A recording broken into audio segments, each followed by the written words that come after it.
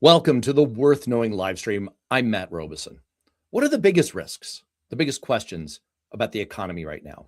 Because the economy is sending two completely different signals. And the question is, which is actually a signal and which one is noise? This is not an abstract question. So much hangs in the balance of what's actually going on with the economy and how we feel about it, because it's the core of our lives. It's our jobs, our homes, the well-being of our families, whether we feel like we're getting ahead or falling behind, but also politically, it's still all about the economy, stupid. The perception that Donald Trump would do better than Kamala Harris on the cost of living was the number one factor for swing voters in deciding the 2024 election. And of course, for the voters who ultimately chose Trump, Pew Research showed that that was the very top issue. So it's not going too far to say that how we feel about the economy over the next 6 months is going to drive the midterm elections and therefore the next presidential election, and therefore the larger political question of whether MAGA Trumpism is going to be a short-term affliction or a long-term direction, a case of food poisoning or a chronic condition. Understanding what's actually happening right now and how much risk we're facing has rarely been more confusing or more consequential. Here's just one example. The basic question is the economy actually growing? For most people. And for economists, this is like being an EMT arriving on the scene and checking your pulse. It's the first approximation, vital sign of everything else that's going on. Well, again, there are two different signals here. Yes, the economy is growing. Our current best estimate is that the economy, the amount of stuff we make or the amount of money we spend, both kind of the same thing, expanded by 2.1% in 2025. Not great, but not bad. But our gross domestic product, the way we measure the output of the economy, was just revised downward in the fourth quarter to an anemic growth rate of 0.7%.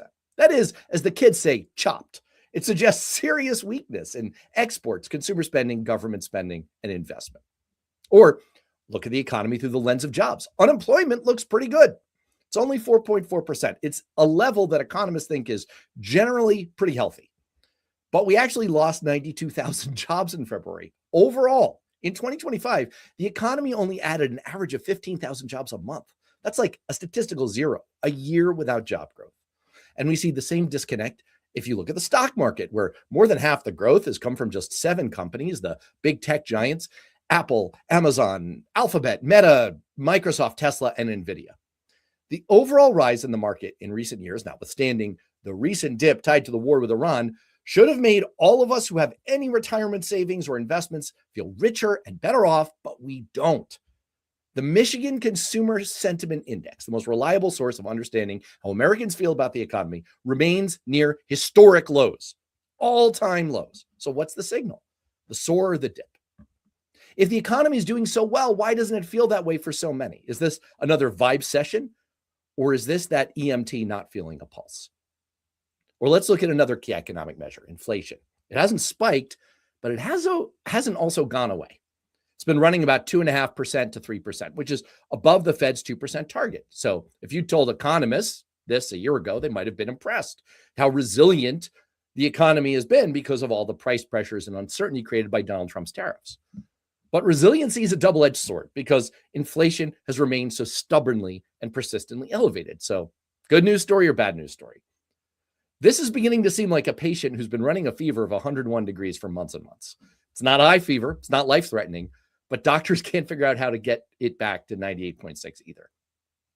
And now we've introduced a brand new factor, a Tasmanian devil of risk and volatility in the form of this war with Iran. Oil prices have risen above $100 a barrel, and gas prices are above $3.50 a gallon. But we don't know if this is going to be a temporary thing or the start of a broader economic shock where the waves will continue to be felt for years to come. The oil shock of 1979 created the shotgun wedding of stagnation and inflation, and their unholy love child, stagflation, which led directly to the consumer electronics revolution in Japan and the Reagan Revolution in the United States. So what's going to happen here? Short-term spike or the start of a fundamental shift? And politically, Republican strategists are already suggesting that Democrats are virtually certain to win back the House. I agree.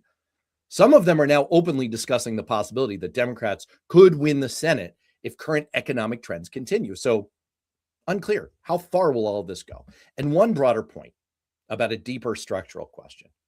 With a huge and growing share of our economy being driven by AI and the tech sector, are we going to see a broad increase in productivity and prosperity that's come with previous advances in technology? Or, as we think may be starting to happen, is all of this going to further concentrate wealth and fundamentally disrupt large segments of the American workforce?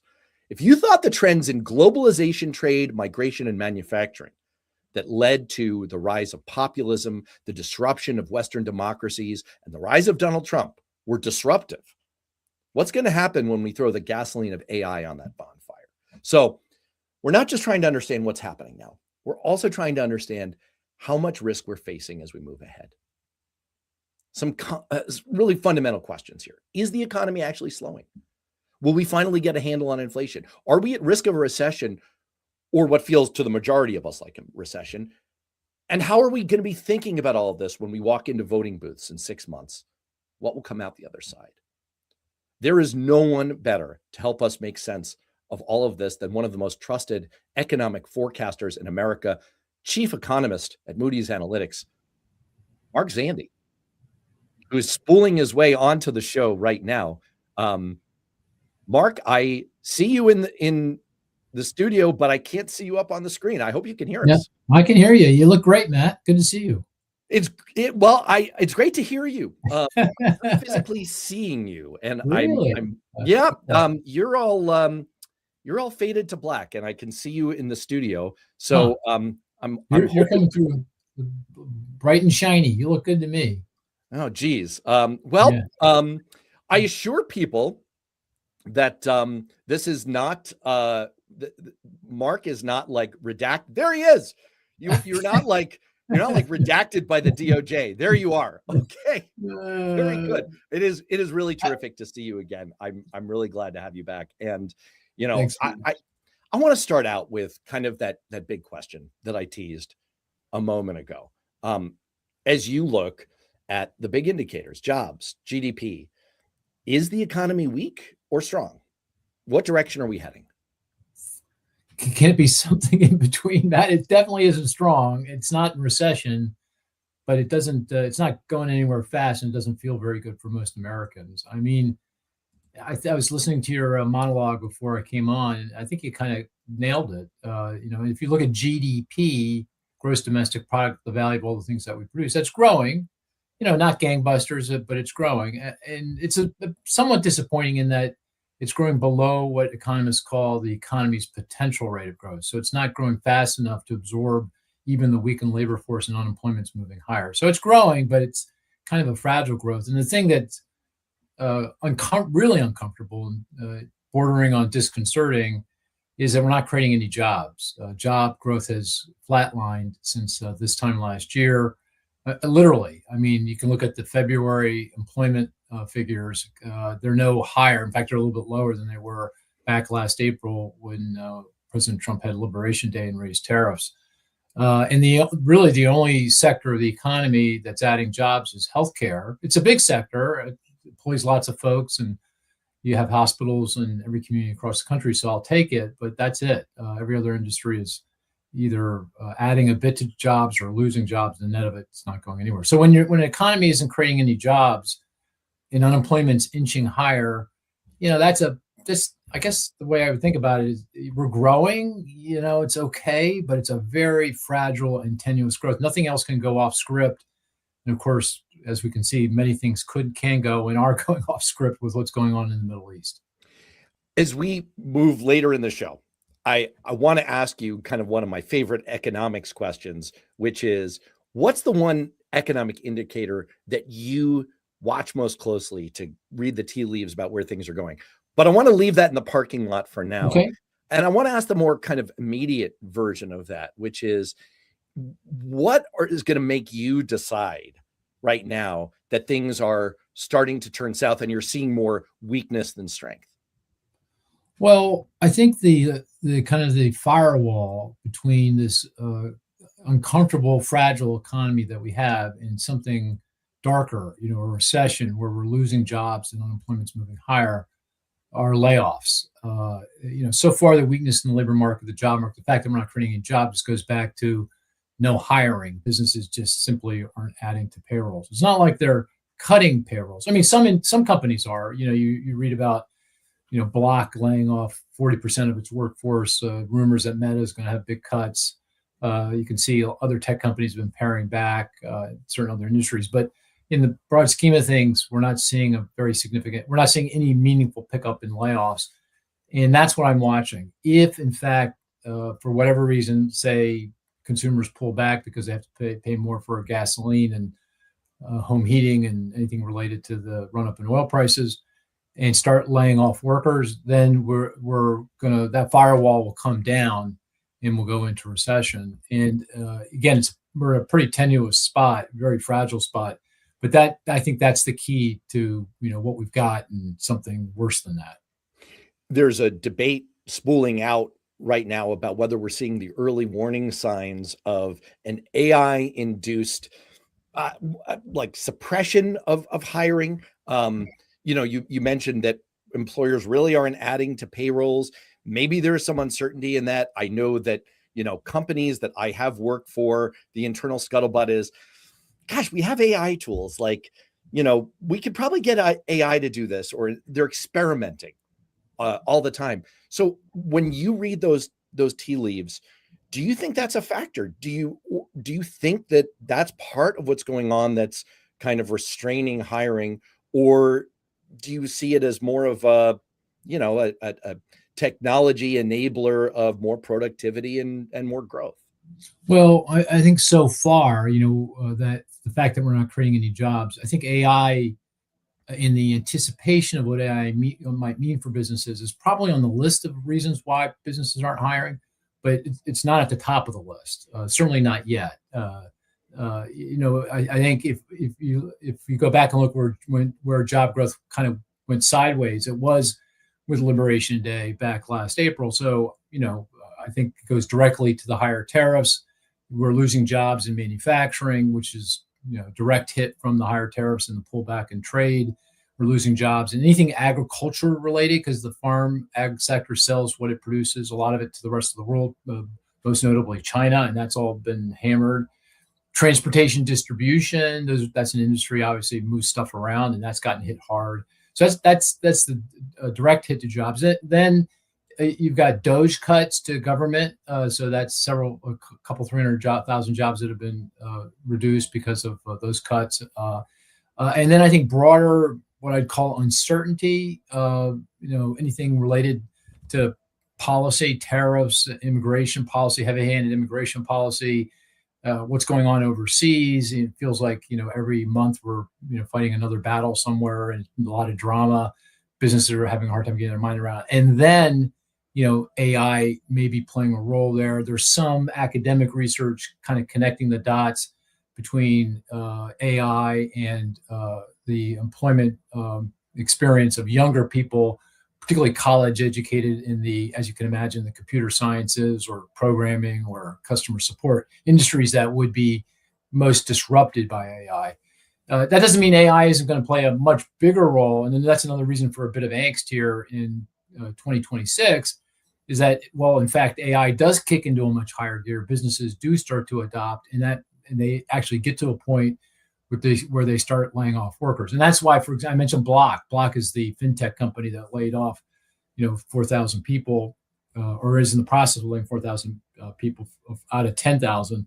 And that's an industry you would expect to be disrupted by AI. And they're saying we are being disrupted. So that, there may be other things going on there. There might be other reasons why they're laying off workers, but that's a tell that, AI is coming on. So AI has played a role, but it's been a bit player. I think it's going to play a much bigger role going forward. And again, in a world where we're not creating any jobs, with AI not being doing much of anything there, what does that mean going forward if AI really does kick into gear?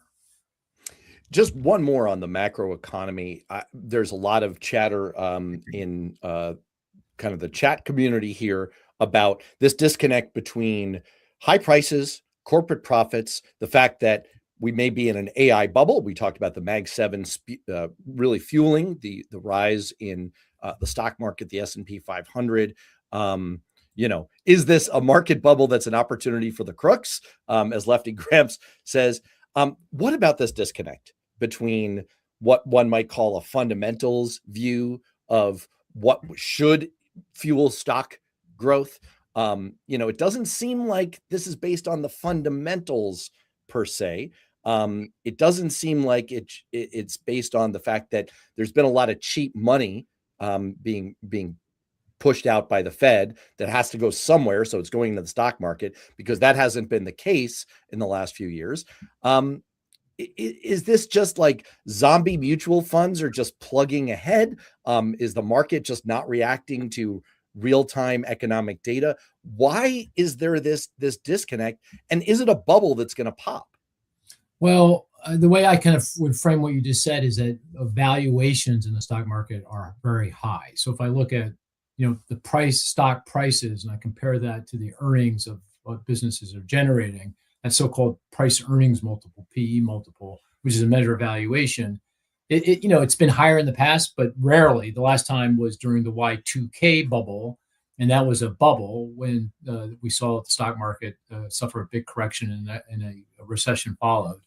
So we're in that territory. So I think it's a reasonable question to ask. And I don't know. I'm uncomfortable with the valuations. I'm uncomfortable with the fact that a lot of capital has come pouring in, both equity and debt, into the sector, and is resulting in a lot of investment spending, but a lot of kind of circular kind of investing in each other. So there's not a lot of transparency and all that. So that makes me uncomfortable. So I would say that there is a not inconsequential risk that we see the equity market correct, where we see prices come in and investors finally bring down prices more consistent with earnings. Now, having said that, it could very well be the case that investors are right, and this goes back to what we were just talking about. I mean, if investors are right that AI is going to come on big time, and it is going to allow businesses to generate huge productivity gains, which is to their benefit, is going to result in more profits to those companies, including the AI companies themselves, well, then these valuations could be justified. So, it could very well be the case that the stock market is fine, but the labor market isn't, that we see all these job losses, occur because of the productivity gains that result from all the investment that's going on. So it's kind of a very tricky place. It goes back to the word I've been using, fragile.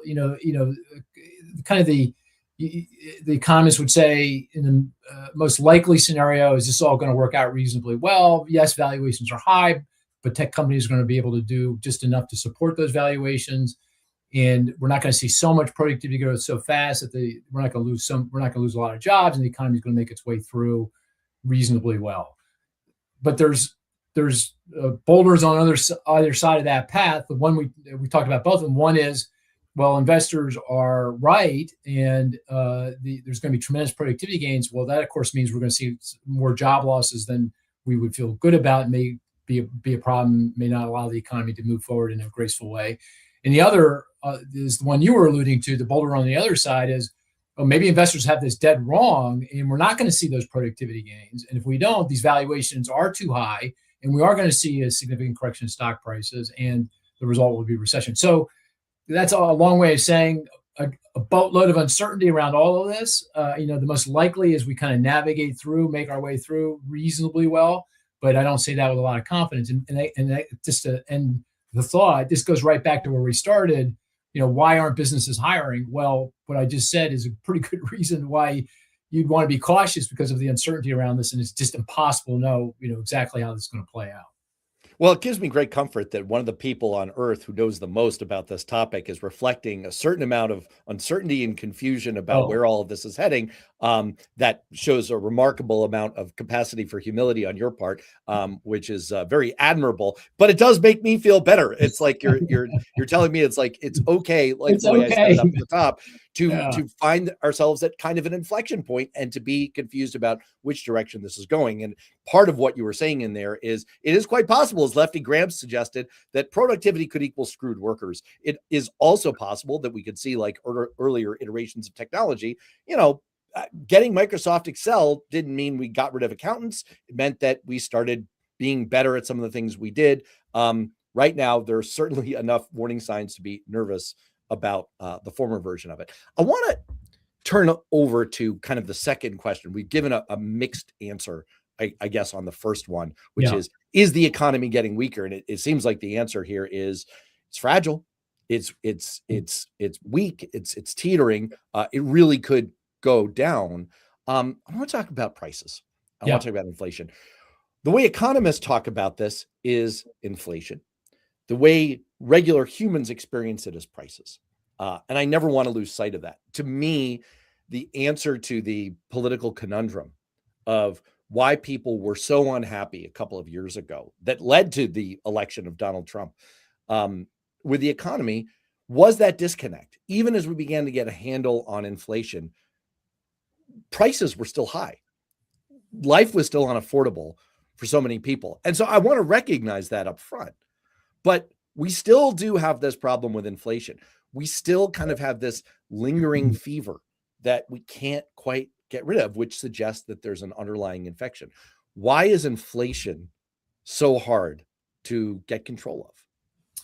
Well, it was, if you go back a year ago, it felt like inflation was coming right back down to something that we'd all feel comfortable with. I mean, just to give you a number, the Federal Reserve Board targets 2% inflation. They look at the consumer expenditure deflator measure of inflation. They say if it's 2%, that's exactly where I want it. Anything higher than that, I'm uncomfortable with. Anything that's meaningful below that, I'm uncomfortable with. I want 2%. If you go back a year ago, before the tariffs and the immigration and everything else, inflation was decelerating. It was coming in, it looked like we were going to soft land. Inflation was going right down to 2%. Of course, things changed. The tariffs, the heavy-handed immigration policy, those policies are inflationary. The tariffs, by definition, are inflationary. You know, it's a tax on American businesses and consumers, you and I, and that tax is in the form of the higher prices we have to pay for imported goods. So that caused inflation to pick up. And by the way, that goes to the uncertainty, the lack of job creation, the loss of jobs in manufacturing, everything we just talked about, and one of the reasons why the economy is fragile. The other is the heavy-handed immigration policy and the fact that immigration has, I have no problem with controlling the southern border. I think that's a good thing, but we've gone well beyond that, and we're seeing immigration flows into the country that are half what is typical. Going back many decades, we'd get about 1 million immigrants every year, both legal and undocumented. Now we're down to, there's some debate as to exactly how low, but 250K, maybe 500K. So that makes life very difficult for businesses that rely on those workers. So agriculture, construction, retail, leisure, hospitality, transportation, distribution, to a lesser degree, manufacturing, all childcare, elder care, personal services, all rely very heavily on that. And the companies can't find those workers, and that causes prices to rise. It makes it difficult for those companies to produce. It weighs on growth, but it also causes wages to rise, prices to rise, and costs to rise. So it's a combination of those policies, conflating, that puts inflation out higher. And now, unfortunately, we're getting nailed with the war in Iran and the impact that's having on energy prices and agricultural prices through fertilizer and everything else. And that's just going to add to the inflationary pressure. So I said 2's the goal. We were headed back to 2. It felt like we were going to soft land. We're now at 3. The most recent data puts us at 3%.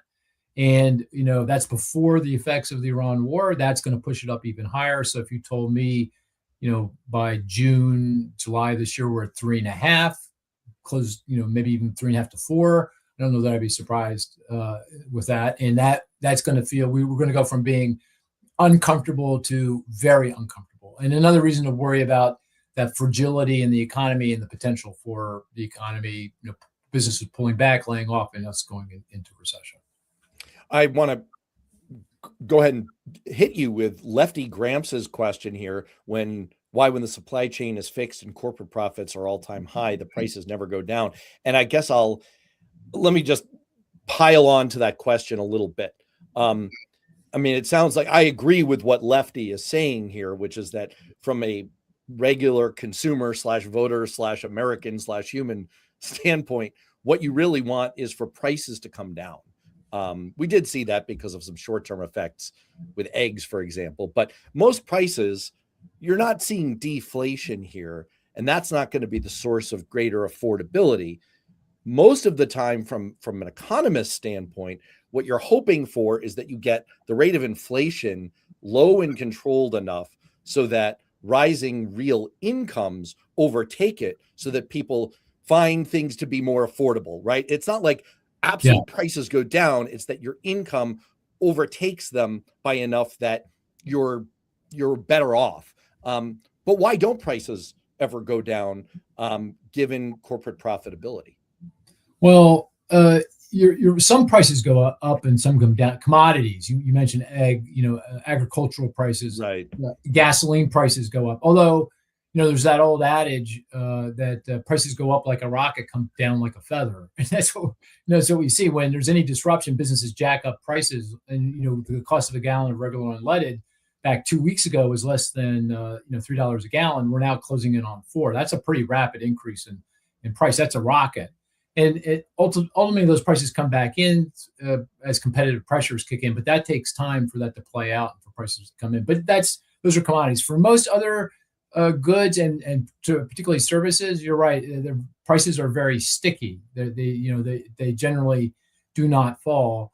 Businesses are very loath to give up to cut price, because if they start cutting price and cutting margin, then they might have to go back to their workers and say, hey, I can't, not only am I not going to pay you an increase, we're going to have to work together to get your wage down. And it just gets very uncomfortable. And also the other thing is, a lot of these companies take on debt and borrow money to help finance their expansion. That's based on the prices that they have.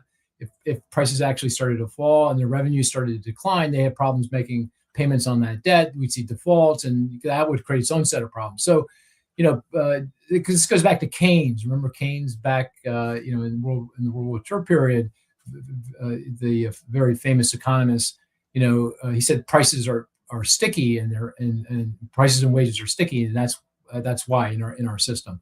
But you got it just right. I think the way we want to restore affordability, make people feel more comfortable that their earnings or income is sufficient to do the kinds of things they need to do to have a reasonably good life, is we want stronger wage growth. If prices kind of go flattish or growing slowly, and you have wage growth that's stronger, that's the way we get back to affordability. And, to some degree, we were there. Again, I go back to this time last year, inflation was headed to 2, wage growth was 4 to 5. You kind of do the arithmetic. You say, okay, people are going to start feeling better. And in fact, people were starting to feel better. But now we're at 3% inflation headed north, and wage growth is decelerating. It's a little over 3% and headed south.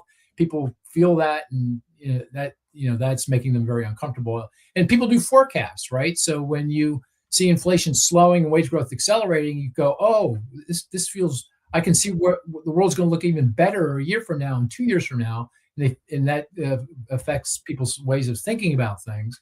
But here we are on the flip of that. They're seeing inflation accelerate and wage growth decelerate, and say, oh my gosh, if that continues, what's the world going to look like? My life is going to be even more difficult a year from now. So that also plays a role in how people think about and perceive what's going on.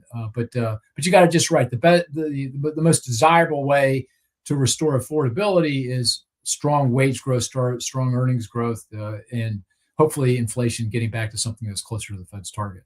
Right. And I want to acknowledge Lefty's summation of it, which is the corporations keep their ill-gotten gains, which is, I think, a slightly frostier way of saying, like, yeah, once you've managed to raise prices, you're not going to give it up. You're not going to give that up. And No. I think we all agree about that. Because the conversation online is going there, let's go to the third big question that I think is the big risk, the big driver here. Are we headed for another long-term oil shock? The calculation clearly out of the Trump White House is Yeah, we're going to have an oil price spike. We're clearly having one. They seem to have been taken a little surprise that the Strait of Hormuz is like a thing that they have to worry about. That seemed to kind of come out of left field for them. Weird Yeah. the way that happens.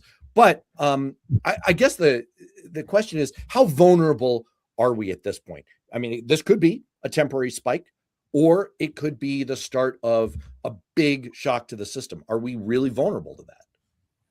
Well, I'm hopeful this comes to an end quickly. And when I say quickly, days, week, next week, hopefully this Friday, that the president can figure out a way to declare victory, kind of stand down, move on, and hopefully the Iranians play ball and don't push anything, and allow the strait to reopen. And it's going to take a bit of time to get things back to normal. When I say a bit of time, a couple, 3 months, just because everything's been so disrupted.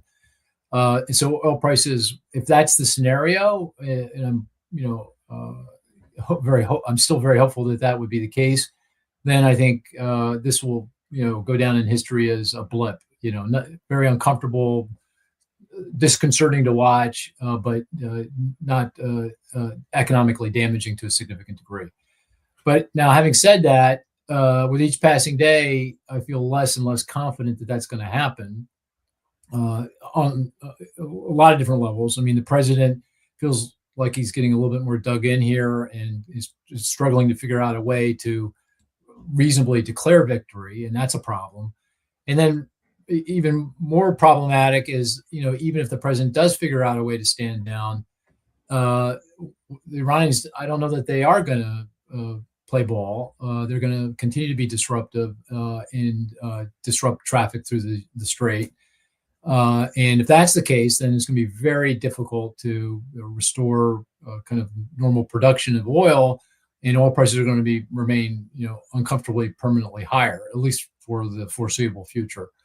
So that, I think the most likely scenario is this plays out reasonably gracefully, but we'll know pretty soon here in the next few days, next couple of weeks, whether that's the case or not. And to be clear, this isn't necessarily just about gas prices. Here's another point from our friend Lefty: diesel closing in on $5 a gallon in Ohio. What will that do to food prices? And as you alluded to before, fertilizer, plastics, all kinds of petro-derived products and services that spin off of the products.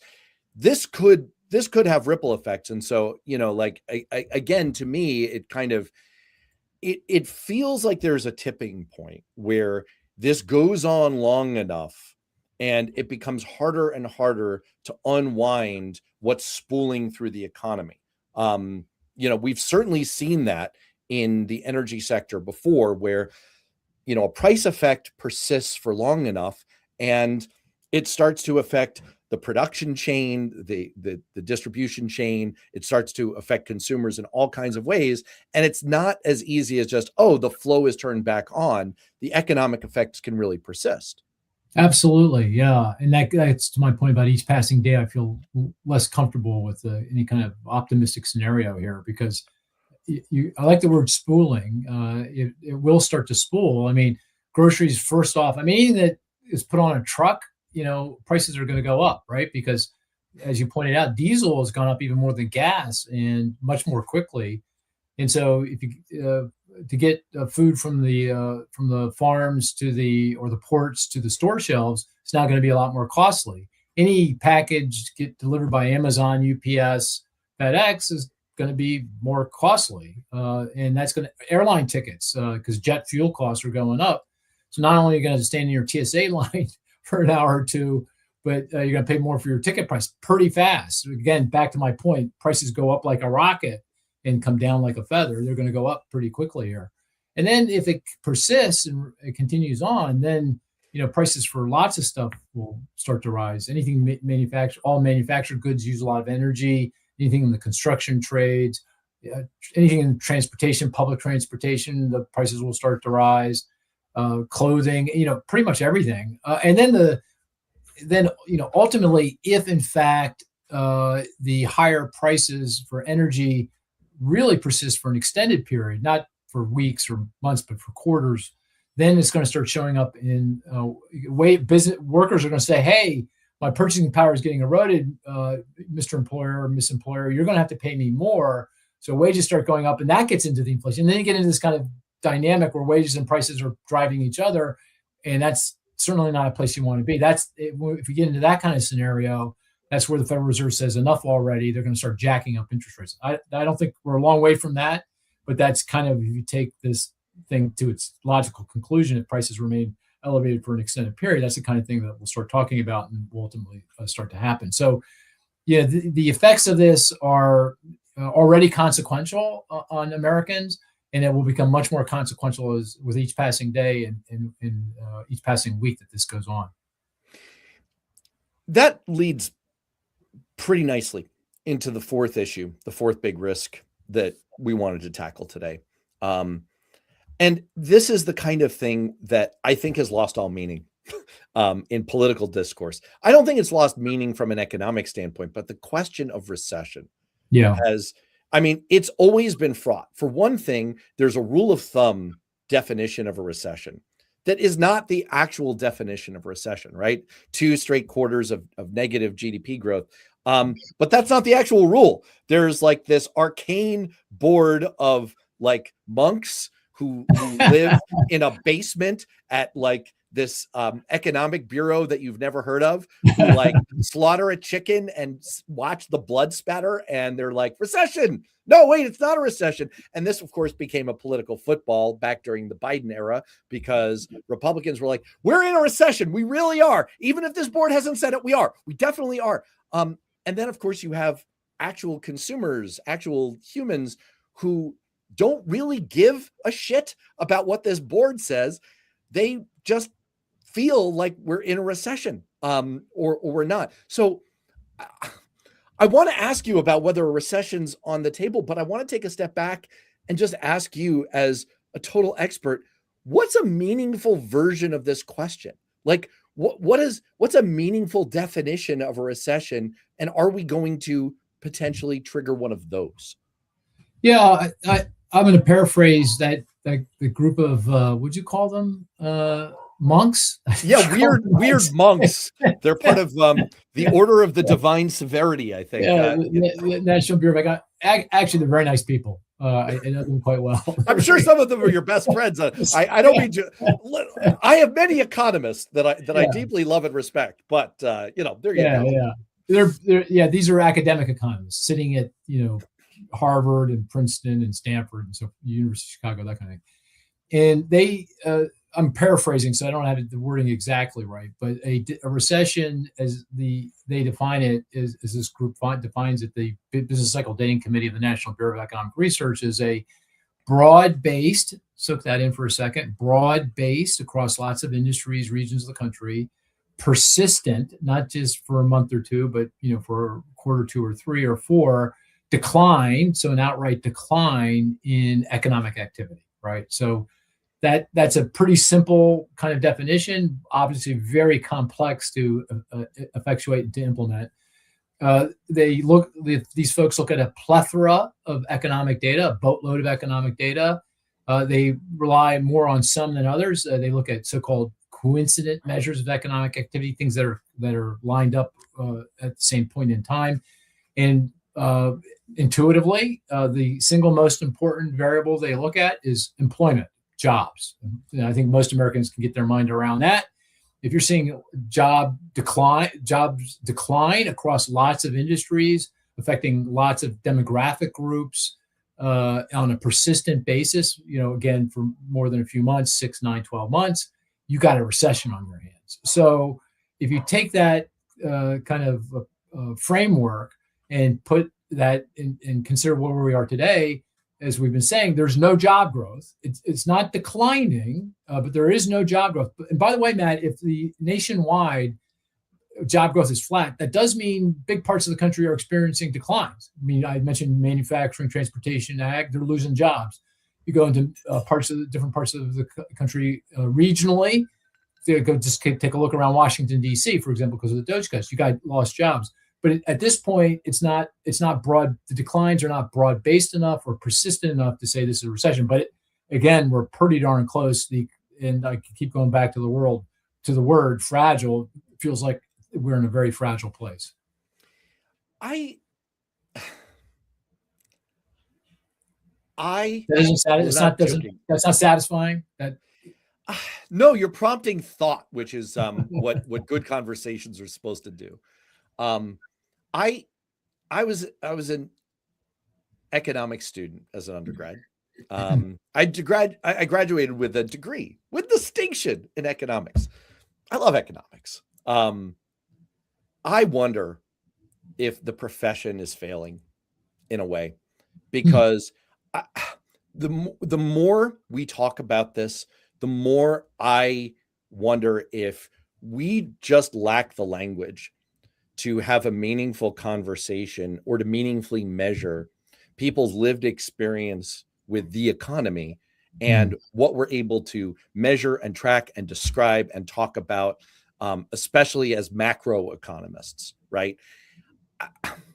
I'm reminded of the metaphor that I overuse in my own household of the guy with his head in the icebox and his feet in the oven, and on average he feels fine. We've got a stock market that has grown 18% over the last year, but that's fueled 50% of that growth comes from 7 companies, right, who now have about a third of total market capitalization. If you're working in one of those sectors, and if you live in one of the places that happens to host a headquarters, or you're downstream in one of the sectors that thrives off of the growth of those companies, you work for an electric utility that's building a data center, you're doing well, you're doing fine, and you're probably earning an income that's helping you stay ahead in real terms.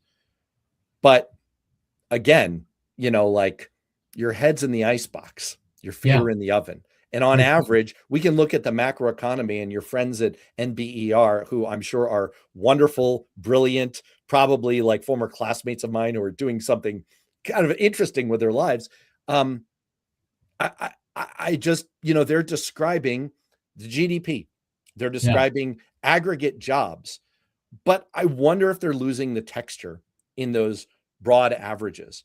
And I wonder if we're kind of lacking the language to get to some of the comments that are coming in here. The retirees who are part of the audience, Cynthia Rice, talking about like, hey, I'm a retiree. I have some experience with economics. I work for Paul Volcker. This isn't working for me. The vast numbers of Americans who tell pollsters, the economy is not working for me. Life is unaffordable. I could give 2 shits what the inflation rate is. I can't afford to pay my bills.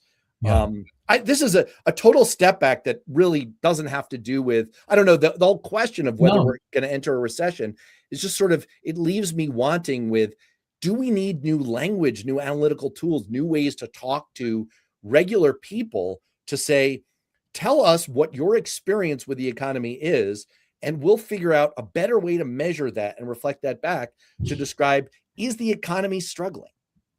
Yeah, I can see why you graduated with distinction. You should have gone and got your PhD, Matt. You make a great economist. I wasn't smart enough, and I did very poorly in linear algebra.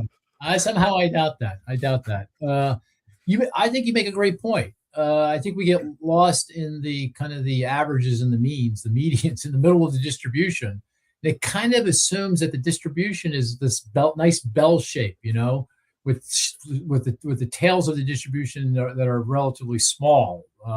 That if I take the mean or the median, that does a really good job of describing the bulk of Americans in the country.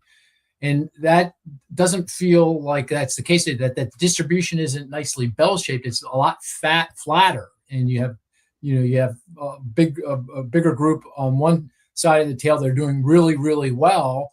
The people that own the stocks and the AI companies, and are working at large businesses and getting big bonuses. And then on the other side of the distribution, again, a big group of people that are really, really struggling, can't figure out how to even, save any money to potentially get the down payment necessary to buy a home. There's just no prospect for that, happening anytime soon.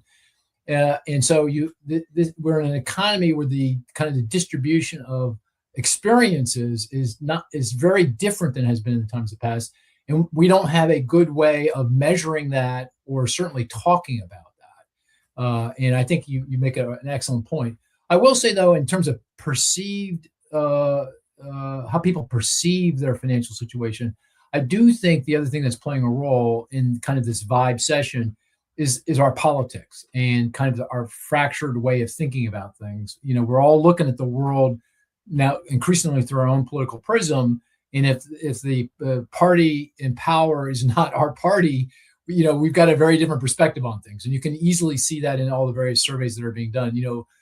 Go back before President Trump won the election, Democrats were feeling pretty good about the economy. Republicans thought this is the worst economy, ever, really, even in the worse than the pandemic or the global financial crisis. Now go to the other side of the election, that completely flips. So, our perceptions are also colored by lots of other things that are going on. But I totally agree with you. I think our language is just inadequate for describing kind of the situation that we're in right now. We're in a very different world because of the lived experiences of people. I get into a lot of trouble because I like to dictate texts. And I got into a long exchange with another former congressional chief of staff who happens to be a Republican. I'm a Democrat.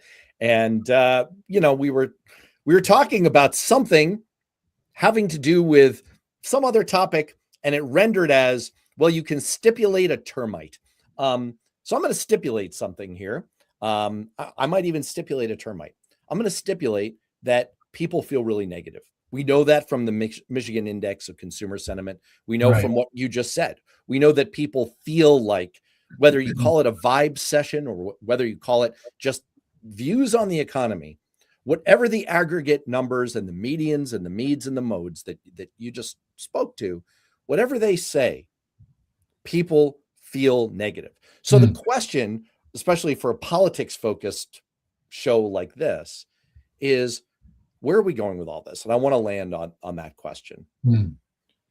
I think we understand broadly the first part of this question that's up on the screen, why people feel so negative. They feel like they can't afford life. They feel like things are not going in a good direction in terms of their income prospects, their employment prospects, and their affordability prospects. But given everything that you're seeing in the economy, where do you think that sentiment is going? Where do you think we're going to be going into the election in terms of how people view the economy? Or is there just too much uncertainty to say? Well, I think the economy is fragile. I don't think it's going anywhere fast. I think recession risks are high. I think I can say with confidence that people aren't going to feel any better 6 months from now. I just don't see that happening. And I think there is a reasonable probability that things go in the wrong direction. We see some layoffs. We see unemployment rise. Recession is a real possibility.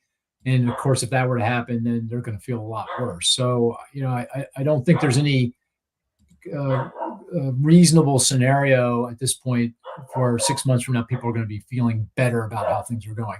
In fact, the war in Iran and the fallout on energy prices, oil, natural gas, fertilizer, everything else, pretty much seals the deal, right? Because that's all going to flow through over the next 6 months. And that suggests that inflation is not going down from here. It's going to go be higher 6 months from now. And it suggests that growth isn't going to be better. It's going to be, worse, from here. So I just don't see how we land in a better place economically and how people perceive it, 6 months from now compared to where we are today. Well, let me read that last point back to you. It sounds like what you're saying is it's quite possible that the disruption of the war with Iran might be a short-term blip, as the White House is dearly hoping that it will be. But that won't matter in a way, because even if we've moved on from the temporary oil price spike, we've sort of set an upper bound on how good people are going to feel. They were already feeling negative and on a downward trajectory. This is only pushing that further along. Yeah, that's right. I don't think what's going on, that we're paying $4 for a gallon of regular unleaded has actually been cemented in people's minds yet. It's too early. They haven't been to the gas pump enough times to, feel that or recognize that or internalize that. But another couple weeks, going to the gas pump once, twice each week, they're seeing $4 and even potentially moving higher. And then starting to go to the grocery store and starting to say, oh my gosh, I'm paying more for pretty much everything I'm buying, from the tomatoes to the oatmeal I eat every morning. And I'm telling you now what I eat every morning. It's oatmeal. I eat oatmeal every morning. I hope it's not oatmeal and tomatoes, man. I don't know. I can't get around really? that one. Oh, come on. Oatmeal and tomatoes? Oh, no, not for breakfast. You're right. I got it. Yeah. I hear you. No, blueberries. No, it goes together like nuts and gum. Yeah. Well, those monks, Yeah, right. That's what they eat when they're sequestered down in the basement of the NBER. Yeah, someone's got to eat them. Yeah. So, if this all came to an end tomorrow, maybe it doesn't have much of an impact, doesn't resonate. But in another couple of weeks, I don't, I think it's gets cemented in people's kind of collective psyche. And I don't know you can break free by election day, even if it did start to come in before election day. All right, let me hit you with a question that I teased at the top. I know every economist has their pet indicators, their pet data that they like to look at. Alan Greenspan famously had all kinds of abstruse measures that he liked to keep an eye on, like the price of, I think it was like the price of boxer briefs or something, because he figured that, people don't replace their underwear with holes in it if they're feeling particularly under the gun in terms of their income, which feels like a weird place to skimp, but whatever. I guess people don't see your underwear.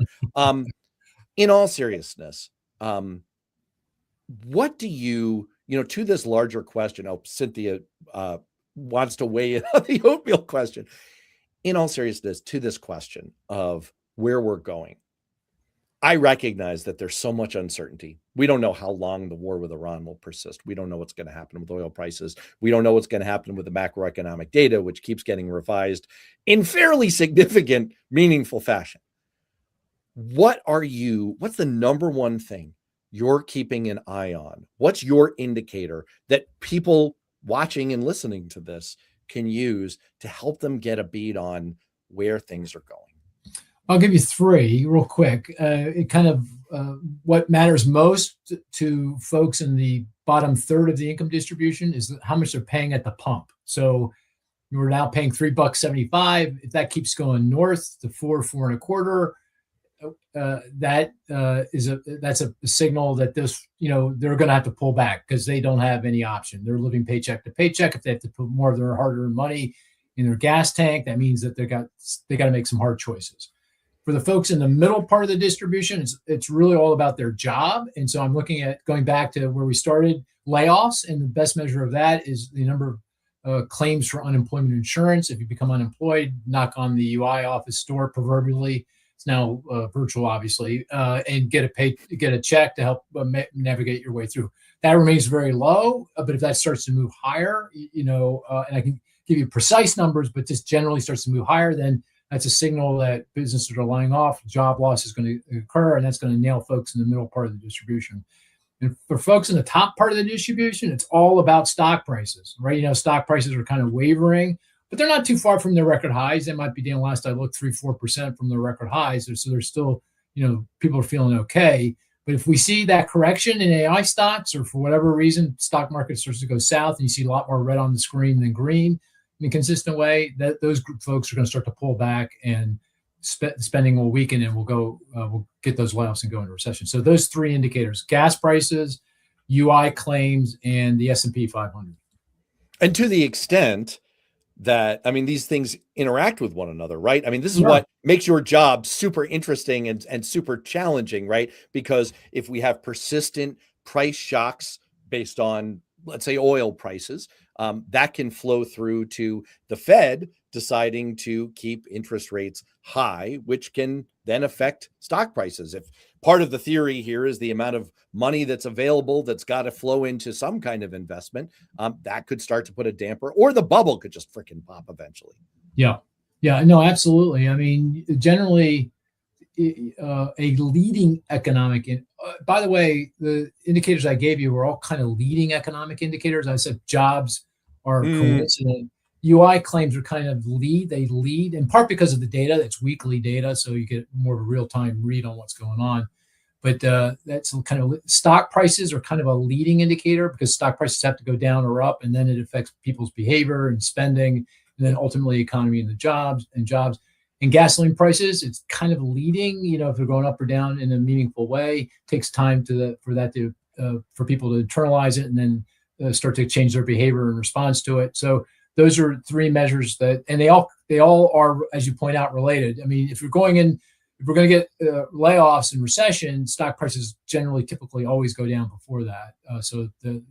And if gasoline prices are rising, that means oil prices are rising. That's putting pressure on the broader economy and stock prices and jobs. So they're all conflate, but it's kind of a nice, easy way to kind of get your mind around things if you just focus on those three. And they're all real time.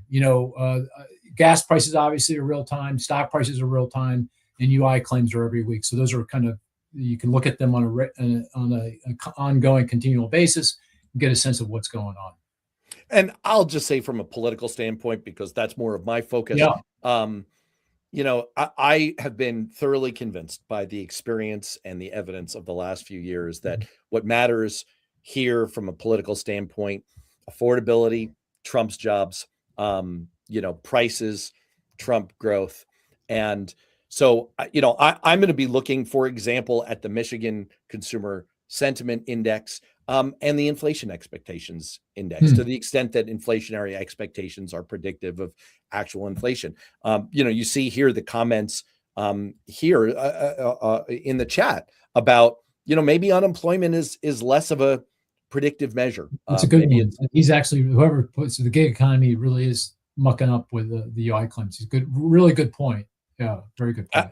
Absolutely. And so, to me, if I've got to choose one thing, I'm going to choose prices. I'm going to choose absolute prices. Can people pay their bills? Do they feel good about whether they're getting ahead or not? To me, that's the barometer. Speaking of getting ahead, I want to take a moment here to preview something that's coming up tomorrow that is very exciting.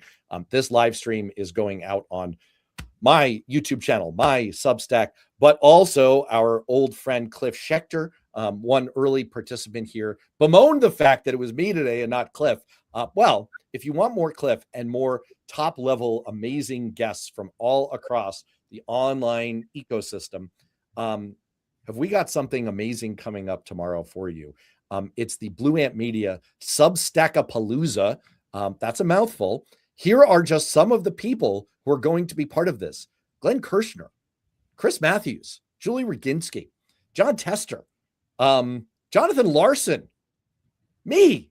I actually got the cleanup spot, the very last spot here with Cliff and all of the people who contribute across the Blue Amp Media Network. This is going to be a 12-hour live stream, and we hope that people will be on for as much of it as they possibly can. Stop in, say hello, lob questions at us, have a good time, hang out, be with us.